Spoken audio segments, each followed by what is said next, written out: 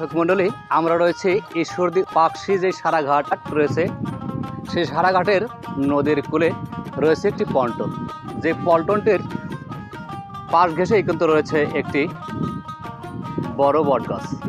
এই বটগাছটির বয়স যখন এই যুদ্ধ হয়েছে বাংলাদেশে তারও আগে থেকে এই বটগাছটি এখানে দেখা যাচ্ছে বলে এখানকার স্থানীয়দের ভাষ্য।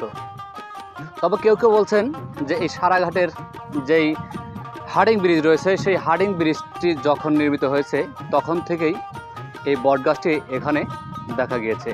তবে অনেক সুন্দর একটি পরিবেশ, যা প্রকৃতি মাঝে দেখলে যে কোনো লোকেরই দৃষ্টি আকর্ষণ করবে।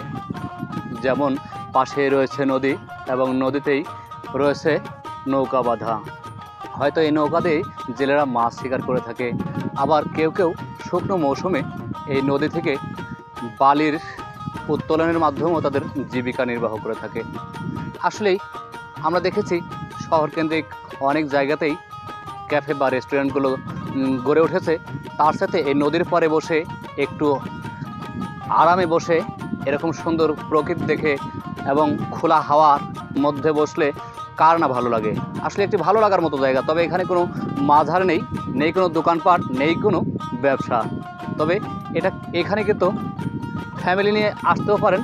এবং আমরা যতটুকু আপনাদের বলে রাখি, যেই হার্ডিং ব্রিজ রয়েছে, হার্ডিং ব্রিজ থেকে পাকশি যেতেই ইপিজেড রয়েছে, সেই ইপিজেড থেকেই বামে ঢুকলেই নদীর পাড়ে আসলেই দেখতে পারবেন এরকম সুন্দর প্রকৃতি এবং সুন্দর মনোমুগ্ধকর একটি জায়গা, যেখানে দাঁড়িয়ে এই পাশ থেকে উপভোগ করা যায় ওই পাশে যে মণি পার্ক রয়েছে ভেড়ামারাতে, সেই মণি পার্কটিও।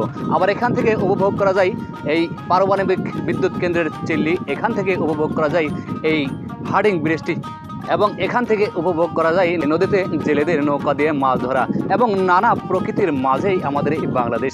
এই বাংলাদেশটি যেন এক প্রকৃতি মাখা মায়াময় এই দেশটি যেন দেখে বা এই দেশেই জন্মগ্রহণ করে নিজেকে ধন্য মনে হয়।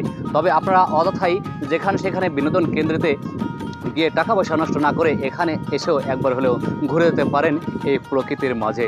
সকলে ভালো থাকবেন, সুস্থ থাকবেন। ভিডিওটি ভালো লাগলে অবশ্যই আপনি একটি শেয়ার দিয়ে টাইমলাইনে রাখতে পারেন। ধন্যবাদ।